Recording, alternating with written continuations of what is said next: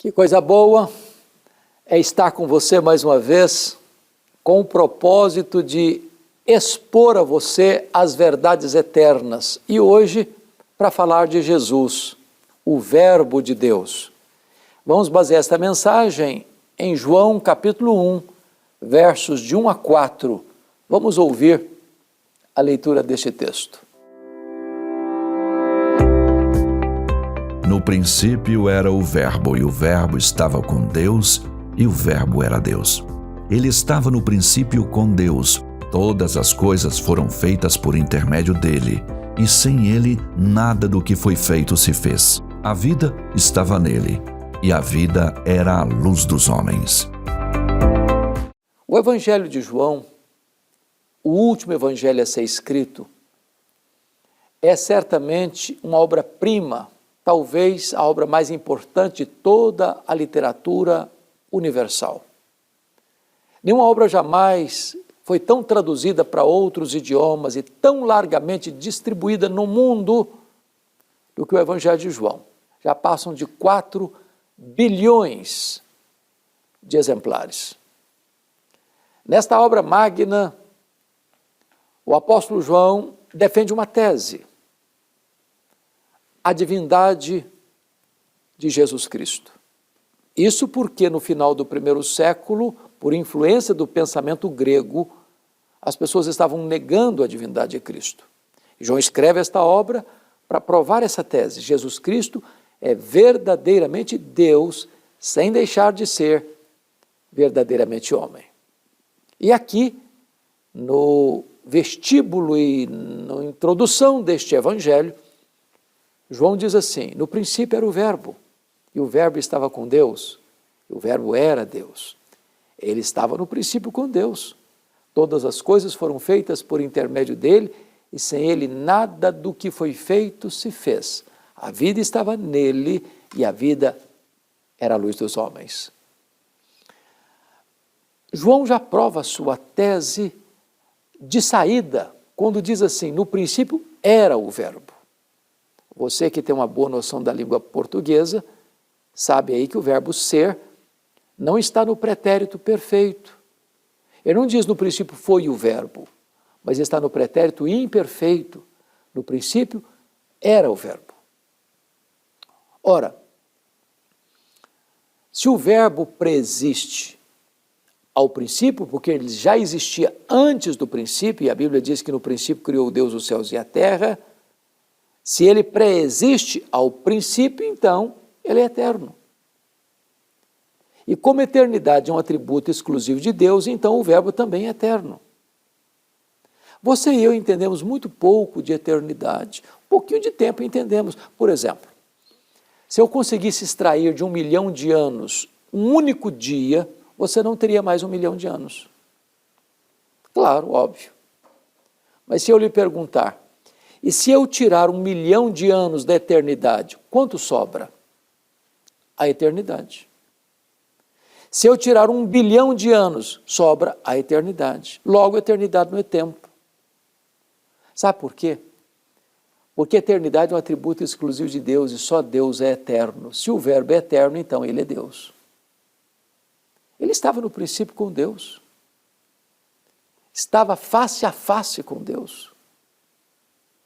Ora, se Deus é um ser pessoal e Deus é, e o Verbo estava face a face com ele, logo o Verbo não é um ser impessoal como pensavam os gregos, mas um ser pessoal, da mesma essência, da mesma substância, Deus de Deus, luz de luz, coigual, coeterno e consubstancial com o Pai. E João diz que o Verbo era Deus. Não apenas um ser inferior a Deus, como pensara Ário de Alexandria, não apenas um ser superior aos anjos, mas um ser da mesma essência, da mesma substância de Deus, tendo os mesmos atributos de Deus, realizando as mesmas obras de Deus. O Verbo é eterno, o Verbo é pessoal, o Verbo é divino. Eu preciso concordar com o pensador C.S. Lewis quando disse o seguinte: com respeito a Jesus, só tem 3 possibilidades. Ou ele é um mentiroso, ou ele é um louco, ou ele é Deus. Se ele não é quem ele disse ser, então é um mentiroso. Se ele não é quem ele pensou ser bom, então é um louco. Mas se ele é quem ele disse ser bom, então ele é Deus. Porque só ele pode dizer, quem me vê a mim, vê o Pai. Eu e o Pai somos um. Resta-nos, portanto, fazer o que Tomé fez, curvarmos-nos aos seus pés e dizer, Senhor meu e Deus meu. Diz o texto que ele estava no princípio com Deus, não passivamente, porque o verso 3 diz, todas as coisas foram feitas por intermédio dele, e sem ele nada do que foi feito se fez. Isso é espantoso, porque esta verdade deita por terra teorias tão conhecidas ainda hoje. Esse texto reprova a ideia de que a matéria é eterna, como pensavam os gregos. Não, a matéria não é eterna, eterno só Deus o é. A matéria foi criada. Esse texto reprova a ideia de que o mundo surgiu espontaneamente. Não, o mundo foi chamado à existência pela palavra onipotente do Verbo. Esse texto reprova a teoria do Big Bang, que uma mega explosão cósmica casual produziu o universo com leis tão precisas, com movimentos tão harmônicos. Pense comigo um pouquinho. Por que é que nós estamos aqui no planeta Terra? Foi uma explosão casual que nos deixou aqui? Acertamos milhares de vezes na loteria ou tem um plano e um propósito? Nós estamos rigorosamente onde deveríamos estar. Se nós estivéssemos mais longe do Sol, morreríamos congelados. Se nós estivéssemos mais perto do Sol, morreríamos queimados. Não, não foi uma explosão que nos deixou aqui, foram as mãos do nosso glorioso Redentor. Todas as coisas foram feitas por intermédio dele, e sem ele nada do que foi feito se fez. Esse texto reprova a ideia de que o mundo surgiu mediante uma evolução de milhões e milhões de anos. Em 1859, Charles Darwin publicava o seu livro A Origem das Espécies em Londres. De lá para cá, essa chamada teoria da evolução tem sido ensinada nas escolas, desde o ensino fundamental ao pós-doutorado, como uma verdade científica. Falta-lhes, entretanto, a evidência das provas. A própria obra de Darwin tem cerca de 800 verbos no futuro do subjuntivo. Suponhamos, suponhamos, suponhamos. Criacionismo não é artigo de religião ou de fé. Criacionismo é artigo de ciência. O que você e eu cremos pela fé não é que o mundo foi criado, mas que foi criado por Deus. Este é o verbo de Deus. Ele é eterno, ele é pessoal, ele é Deus divino, ele é o Criador. Mas diz o texto que a vida estava nele e a vida era a luz dos homens. Em outras palavras, tudo o que existe, existe porque recebeu vida dele. Mas alguém pergunta, mas então quem criou Deus? Resposta, ninguém. Ele não foi criado, ele é o Criador. Alguém pergunta, mas quando ele passou a existir? Resposta, ele não passou a existir. Ele é eterno, ele é o Pai da eternidade. O simples fato de você e eu estarmos vivos agora é uma prova que ele existe, porque a Bíblia diz, nele vivemos, nos movemos e existimos. Ele que nos dá a vida, a respiração e tudo mais. Se ele cortar e fechar a torneira do oxigênio, nós caímos e viramos pó. Ele é o autor da vida biológica, física e espiritual. Ele é o doador da vida. Ele é a luz. E a luz resplandece nas trevas, e as trevas não prevaleceram contra ela. Não tem páreo para Jesus. Ele chega e ele prevalece. Porque você e eu nunca vimos e jamais veremos a luz ter medo das trevas. Onde chega a luz, as trevas têm que ir embora.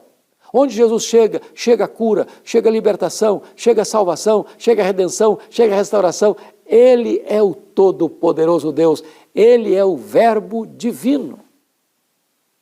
Mas, lá no versículo 14, diz que o Verbo se fez carne e habitou entre nós, cheio de graça e de verdade, e vimos a sua glória, glória como do unigênito do Pai.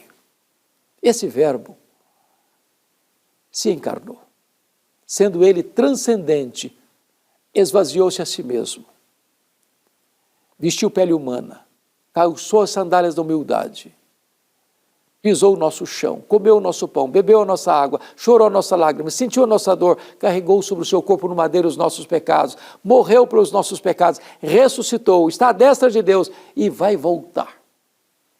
Ele veio para estar entre nós, não longe de nós.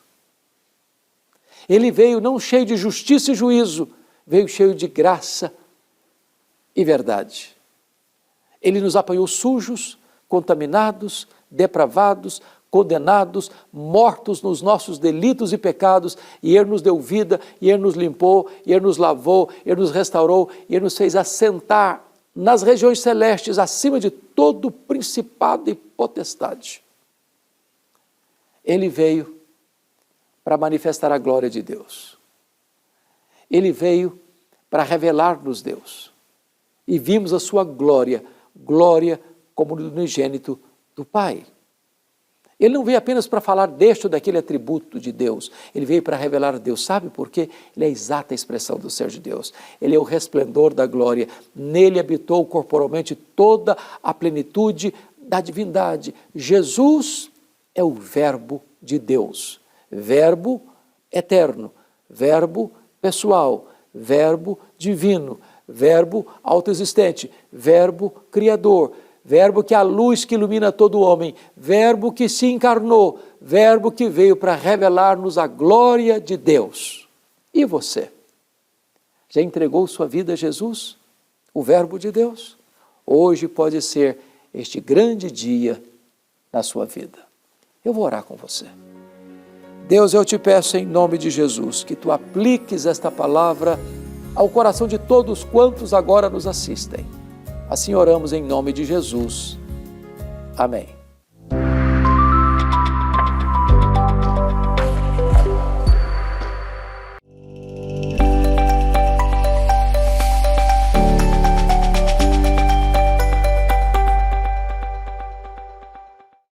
Chegamos ao final de mais um programa Verdade e Vida, e se você foi, como eu, ricamente abençoado por meio dessa mensagem, entre em contato conosco para que você possa encaminhá-la também para seus amigos e parentes. É muito fácil de fazer isso, é só fazer contato via WhatsApp. Está aparecendo o telefone aí na tela, o código de área é o 11 947 18 94 50. Você vai digitar lá a palavra vida e nós vamos encaminhar para você aí na sua casa, no seu telefone celular, essa mensagem para você poder compartilhar com quem você quiser. Se você também tem interesse em ouvir, assistir a outros programas que já foram ao ar, basta você procurar lá no canal do YouTube do programa Verdade e Vida e você encontrará muito conteúdo, muito material para abençoar a sua vida e a vida daqueles que estão ao seu redor. Nós vamos chegando ao final deste programa, mas com a alegria e a certeza de que Deus tem nos conduzido até aqui e que por meio desse programa muitas famílias têm sido abençoadas, encorajadas e que você continue experimentando a intimidade com o Senhor, que é capaz de fazer novas todas as coisas por meio de Cristo Jesus. O programa vai ficando por aqui, mas semana que vem a gente está de volta neste mesmo horário e neste mesmo canal. Que Deus te abençoe ricamente.